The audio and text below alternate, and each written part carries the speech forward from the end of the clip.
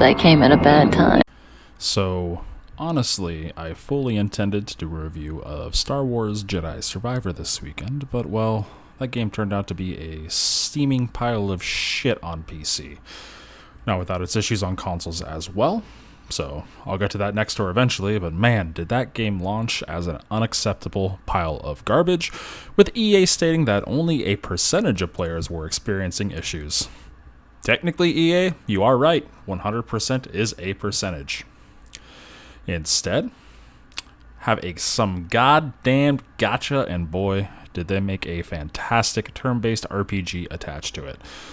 Now, I'm not going to be showing anything too spoilery because I do think that if you like turn-based RPGs with deep, in this case, universe building, world building, lore, characters, you should definitely check it out.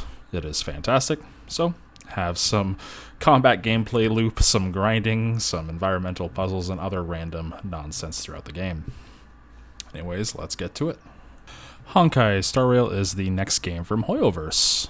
Previously MiHoYo, the developer behind the much-acclaimed Genshin Impact and the older Honkai Impact 3rd.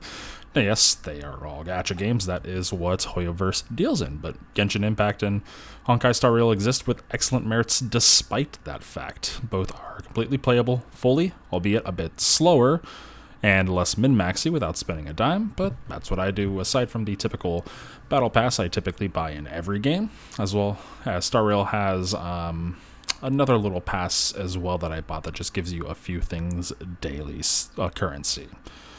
Honkai Star Rail isn't a direct sequel to Honkai Impact 3rd, but exists much later in the timeline. It does offer many a callback to the first hit title from Hoyoverse, so no need to worry about going in and whaling an older title to know what's going on at all, but rather, you'll just understand some cool nods to past lore here or there if you're coming back to the universe itself. So, new players and old players, not too much reliance upon their previous titles. But yeah, let's get that dirty laundry out of the old microtransaction closet first. Yes, Star Rail is a gacha game. That means there is a potential for monetization out the booty hole with this title. But so far, it's quite limited.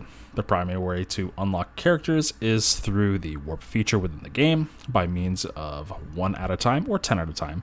This will use either special tickets for the special character banner or normal tickets, both of which are acquired through various means within the game, albeit definitely much slower aside from a few landmark moments as you level up your account or collect the currency within the game through various gameplay functions. You can also purchase these Star Rail tickets with the currency you earn at a good pace within the game. Stellar Jades are acquired via most activities, at least for completing them for the first time, or bonus objectives on certain challenges. They're also acquired for completing various achievements in-game. Upon claiming them, they also appear at portions of the Battle Pass, known as Nameless Glory. A ton of other materials is gathered through leveling both the free and premium portions of the pass as well, and some free and some Star Rail tickets as well from both the free and paid portions of the pass. Aside from this, there's also the Express Supply Pass, which gives you 90 of the Stellar Jades as you log in each day, a tactic to keep you coming back daily, as well as 300 Oneric Shards, the currency in which you purchase with cash to convert into Stellar Jades for purchasing characters, or the Star Rail tickets to try to roll on the characters. Now, with the Express Supply Pass, it doesn't build up, so you do need to log in daily to do it, but as you get further into this title, as you get towards the end game of each layer of content, that's what you're going to be doing. You're going to be doing your daily activities. You're going to be doing enough for your weekly activities, your past activities. So at a certain point, it's going to be a title you come back to and play sparingly, albeit there will be rewards for that. Then there's also the Undying Starlight, a currency you get when you pull a duplicate character from the different warps. This is as well as a currency used to level up that character's Eidolon level if you pull duplicates from pull 2 through 7, because then each character has 6 different levels that you can level up with that currency. This Undying Starlight can also be used to make a purchase can also be used to purchase a limited supply of various crafting materials, experience materials for leveling up through different systems, as well as rotating 2 characters within the Undying Starlight storefront. Now, on top of that, you also get a currency called Embers, and this is in the Ember storefront that you can use. This is acquired from warps. From whenever you use a ticket, you'll get some Embers. So, yeah, this will purchase more of the same. Items used to level up skills, level up items, equipment for your characters, Star Rail tickets, both normal and special, so you can recycle that and gamble that away again. It's kind of like a little, well, you didn't get what you wanted, here, come spend some more, or spend some money to get more of this to get some more tickets to spend more. Now, let it be known that all of this does have a limited supply you can buy on a weekly rotation, so you can't completely whale away at this stuff. However, there is no such limit if you're buying Oneric shards to convert into Stellar Jades to purchase tickets solely themselves. So through those means, you can kind of whale all you want, but other than that, yeah. But yeah, let's get into that whole gacha thing on rolling those characters. So you're up to the gambling percentage gods in this case. Now, you can see the exact percentages by viewing the details for each warp, and they honestly aren't great. This is to incentivize you to spend money or more time within the game. For each individual ticket you use, you have a 0.6% chance to gain a 5-star. Now, this goes up to 1.6% if you use 10 tickets at a time. Then on top of that, you have a 50% chance to get a 5-star character. The item will be a light cone, which is what you'll a light cone, and then typically you'll just get random rarities of light cones, a non 100% of the time. So you're lucky to get a character to begin with, but mostly it'll be light cones, but those are useful later on when you're building your characters and building up your party's strength, but it's not as useful as getting the characters you want or leveling them up with their eidolons. So yeah, it is a gacha. It has gacha rates, but you can check and see there's usually pity at a certain point, so if you are min-maxing your playing, getting all the currency you can, you will hit that pity by the end of the banner. You'll be able to get that character, but yeah, it'll take you a long time to get there. Now, on top of all of that, some of these characters play prominent roles in the game's story, so they have companion quests that you can go on and learn a bit more about them, earn some Stellar Jades achievements, so there's another reason to use your currency as you're given in the game on your warp tickets to get the characters for those rewards and that additional story content. But honestly, yeah, if you have a gambling problem, maybe lock away the card for this one. Rest assured, the game does give you access to characters of various types that you will need to progress through the game. If you are playing for free or have poor luck, now, you won't be able to min-max your heart's content, but no content will be locked away from you. Progression might be a bit slower, but honestly, aside from a few situations, I mostly use characters that I picked up through the story at their moments in the story. Very rarely did I pull a character from my stores of characters that I pulled from the warp, outside of the onboarding warp itself, or, from the Seele banner. Now, when they're powerful, they aren't needed, though. On top of this, you do have a daily resource called Trailblazer Energy. This increases as you level up your Trailblazer level, which is like an account level and is used to participate in certain activities. This is where the daily grinding is going to come in. It does come back over time. You'll need to use this at times to level up your Trailblazer level to continue the main story. So later on in the future, this could become a roadblock if you are free to play, but you are given plenty of consumables as you level up that Trailblazer level to begin with to recover this energy and continue leveling as you want until the end of the current content. So as long as you pretty much stay caught up on the content, you're not going to be far behind. So if this game does strike your fancy, it is worth keeping up with it and continuing to play along the times. Now, with that sticky laundry out of the way, let's dive into what makes Honkai Star Rail really tick. The draw to Star Rail for me was that it was going to be a turn-based RPG. I'm honestly not a fan of most open-world games. Genshin Impact, while I am a dirty weeb, didn't draw me in because running around just felt like bloatware and a way to draw your time out. Star Rail consolidated that experience greatly into a turn-based RPG package. On its surface, it's a turn-based RPG, where your characters, including enemies at times, have both combat types, elements, as well as paths, their class. There are 7 different combat types: physical, fire, ice, wind, lightning, imaginary, and quantum. These are what you match up against enemies based on their weakness type to inflict a weakness break, which provides a short stun on them as well as apply a status effect or extra damage at times. Paths are the roles for your characters. Destruction is your basic overall DPS. Good single target and a limited area of effect damage as well. The Hunt is purely single target damage dealer. Erudition focuses primarily on dealing AoE damage to groups of enemies. Preservation uses defensive abilities that benefit your party, such as shields or taunts. Abundance are the healers of your group. Harmony applies offensive buffs to your team. And finally, Nihilism applies debuffs to the enemy. Aside from the main character you create at the beginning, much like in Genshin Impact, each other character is locked to a specific combat type as well as path, whereas the main character will be able to switch between various ones.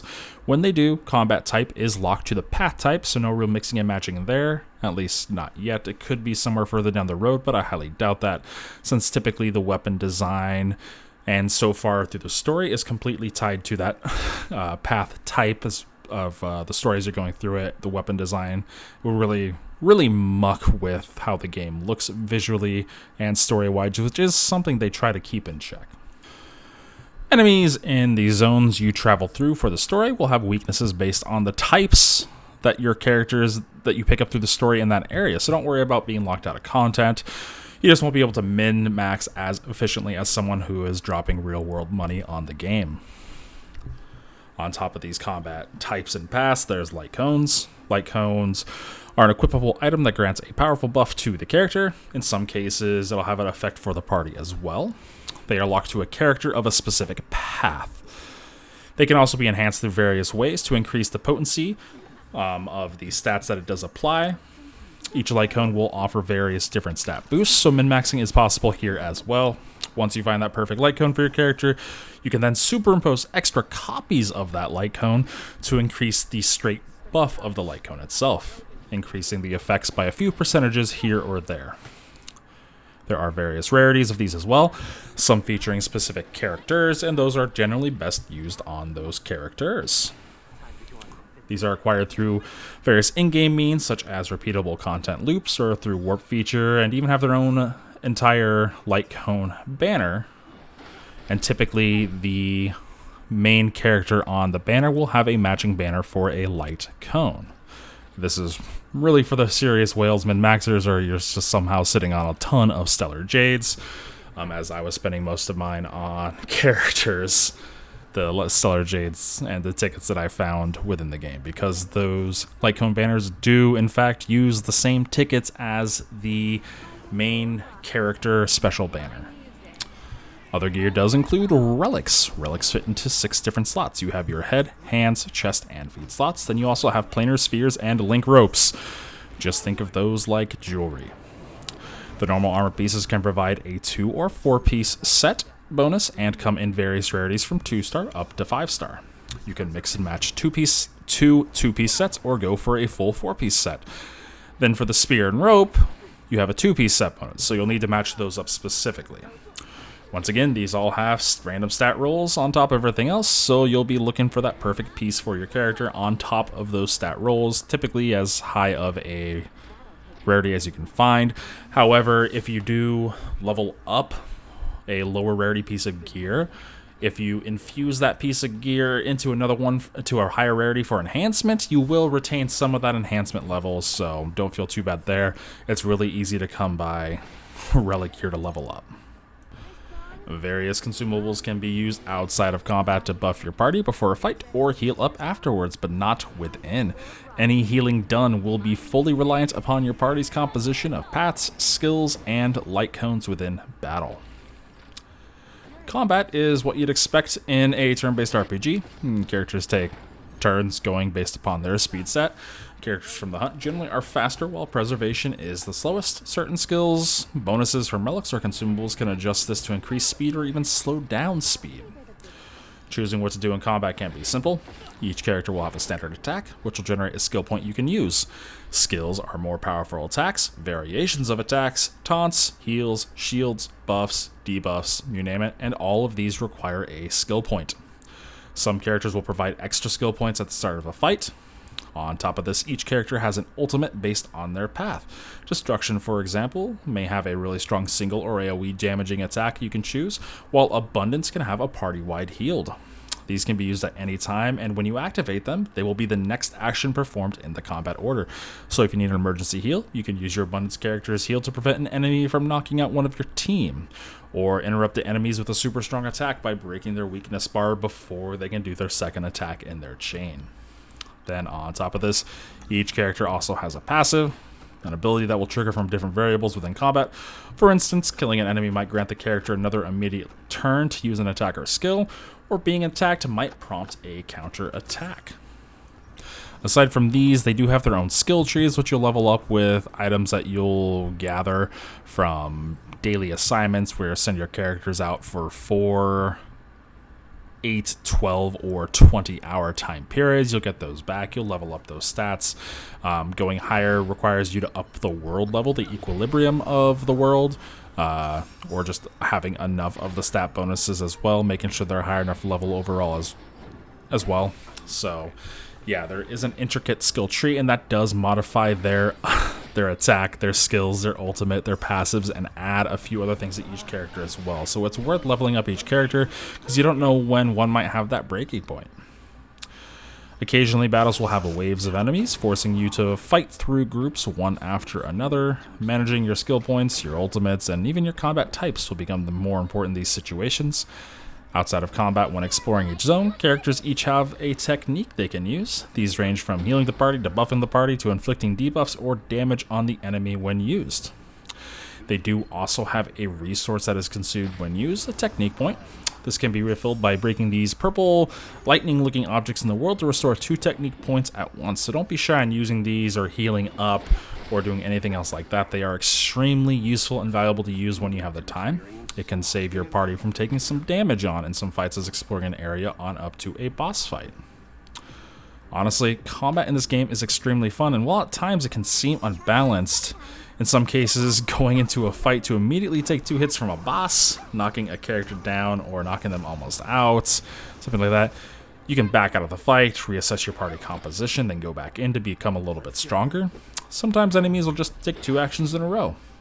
You just need to remember that your team is just as powerful, if not more powerful.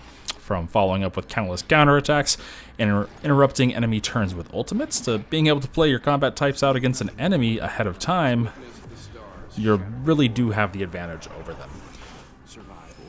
Plus, the major boss battles are giant spectacles to behold with their own cool, unique mechanics. Later on in the game, these encounters will be replayable. Go back and gather certain resources or gear from different ways to level up your character's skill tree called traces. So, yeah. There's also certain special repeatable story-like encounters with 3 or 4 stages that will provide you gear and other stuff the first time you complete them, with different bonuses for completing them in a certain amount of time overall. So reading up on their special mechanics and taking advantage of that is really beneficial here. These are a few of the things where I mentioned earlier where you can acquire some bonus Stellar Jades for extra tickets for extra rolls. Now, outside of combat, this is an RPG, so there's a lot of various stories going on. The main storyline so far is, well, it exists. It in itself is nothing special. You are a special little boy or girl, I don't know, maybe an adult, I don't know. You've been adopted into a ragtag family called the Nameless, full of powerful people who go around the galaxy on the astral train, or the Astral Express, going about the astral railway, solving various types of different planetary crises that you come across. That's it. It's kind of very atypical, nothing special about it, but it does a really great job of it. However, the side quests, all of these are known as assignments, the companion assignments, the numerous hidden assignments in different zones that you'll just walk up on and just discover randomly, or you'll just pick up an item and have to figure out what to do with it. These are all brilliantly written. While the main storyline is relatively upbeat, everyone, at least your party members and other people aboard the Astral Express, are fully confident in completing the task. The side quests, though, they range from silly little side adventures to outright bizarre encounters to downright depressing delves into the lore and lives of the various peoples populating the locations you do visit. This writing is just all fantastically done. That's not even mentioning all the text pieces you pick up and can read. These two also build up all the universe, with more history on the worlds, more information on the lives of people, just a ton of bizarre bits of knowledge. From an encounter involving the betrayal of a trash can from its lifelong friend, to a story ripped straight from Bloodborne, mostly at least, it's worth taking your time and exploring the world around you and the world that you do find within Honkai Star Rail. Hoyoverse really outdid themselves on this one. The writing is great. Yes, watching the betrayal of a trash can from its friend is stupid. Reading about its realization of what happened and how it's processing its emotion in its final moments in this encounter is stupid. But it's perfectly stupid, and it doesn't feel forced. It's not forced humor. It's just stupid, and it's funny. And this is in stark contrast to the dark and depressing realities that some random people are facing in the world, from a lost child stuck in a maze of boxes, to a sister worried about her big sister who didn't come home on time, to a man fighting in an arena to make ends meet because it's all he has left. These are just greatly crafted and written side stories that are well above the levels of what you get in most RPGs nowadays. The companion assignments that fill out the middle part here, they're usually kind of touching, more emotional, more heartfelt, from helping a child get a birthday present for their parents, helping a doctor track down their lost brother, to even just providing emotional support to one so they can stand up to their overbearing boss. The companion assignments fill out the more touching and heartfelt middle ground, like I stated earlier.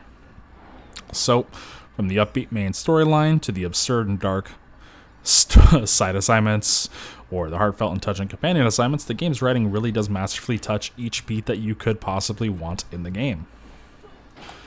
Audio-wise, most cutscenes are fully voiced outside of a few side assignments or dailies. The voice work itself is done really well, and the actors did a great job of matching the characters' energy and really help develop the characters and make them feel like they belong in this world.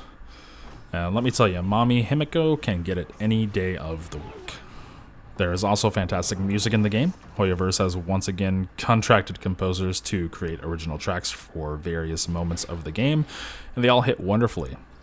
They all match the set piece they are, from setting out on your first trip aboard the Astral Express to grand rock operas when fighting bosses. They just really did a fantastic job with here. And then typically, once you finish these moments, you will unlock these songs to use in the jukebox aboard the Astral Express whenever you're in the parlor car, so you'll be able to listen to those songs once again. Visually, it's an anime-style game. It's what you'd expect from Hoyoverse. This is a game that will age very gracefully for years to come and will still look excellent while doing it. The character designs are great. The enemy designs are good. The boss designs are really fantastic. The environments all look good as well and definitely convey the purpose and the story of the worlds around them. What looks the absolute best, though, are the ultimate abilities or the major attacks from boss enemies or boss entities. These are just outstandingly created. They all play a small little cutscene, cue a voice line, and bam. Ultimate done, damage dealt, buffs dealt, heals done, whatever. They're all unique per character, so that's also another thing that they did.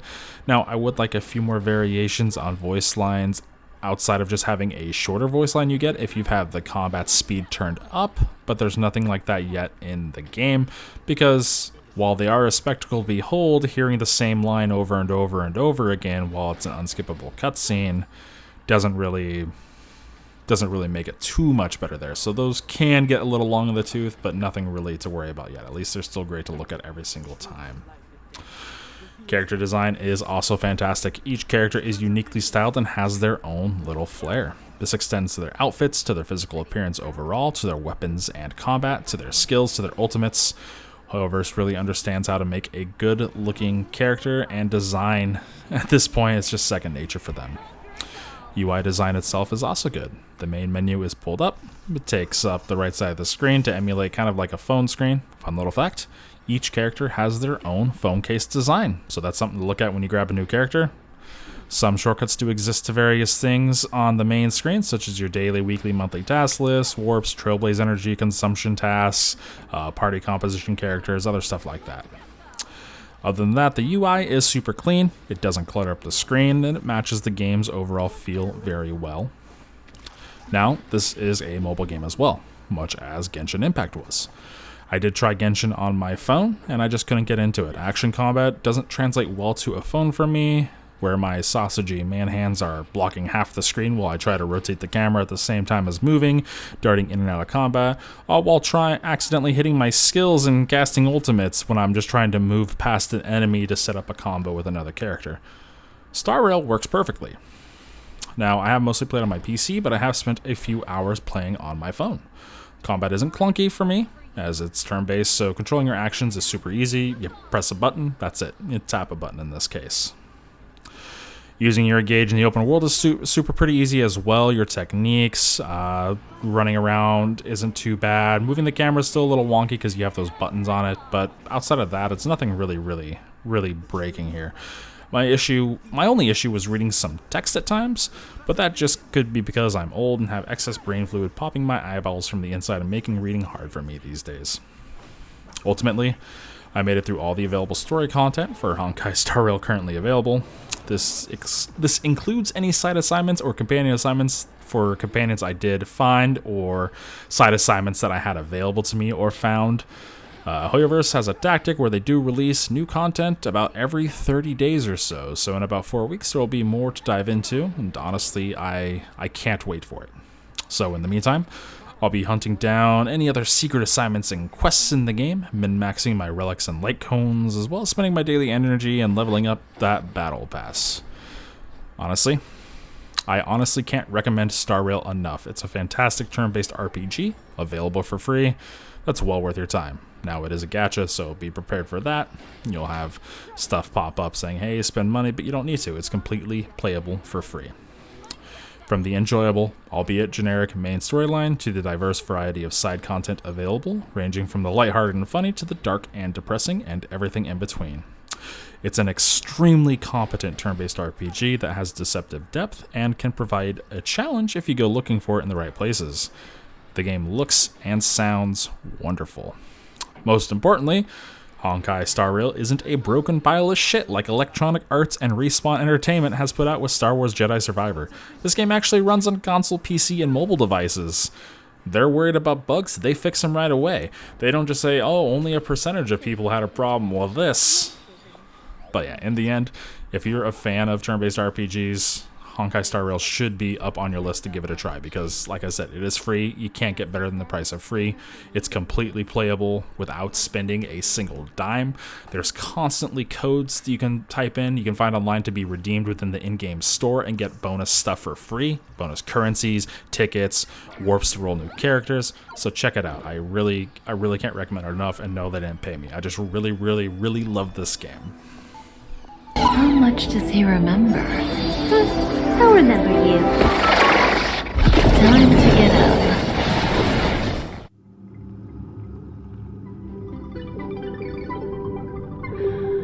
Oh.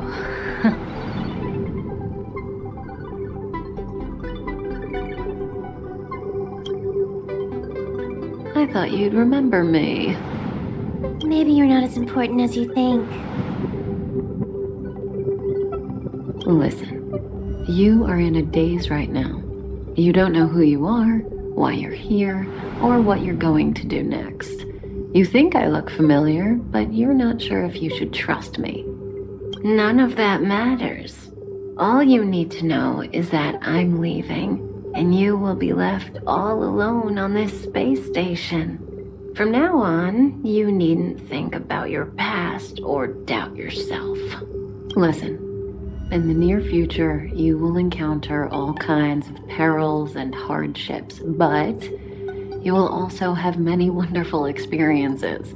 You'll meet companions who will treat you like family and embark on surreal adventures with them. At the end of your journey, all that perplexes you and troubles you will resolve. This is your future that Elio has foreseen. Do you like it?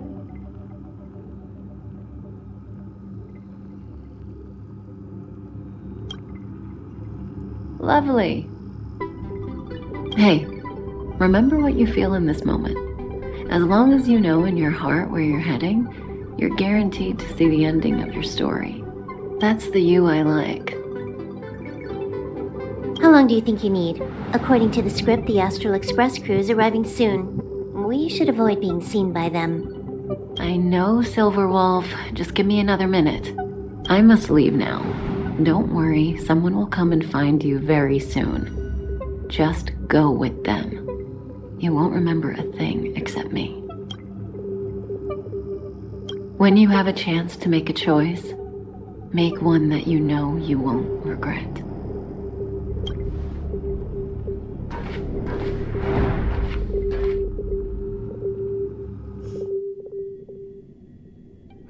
Weren't there coordinates sent out from the space station?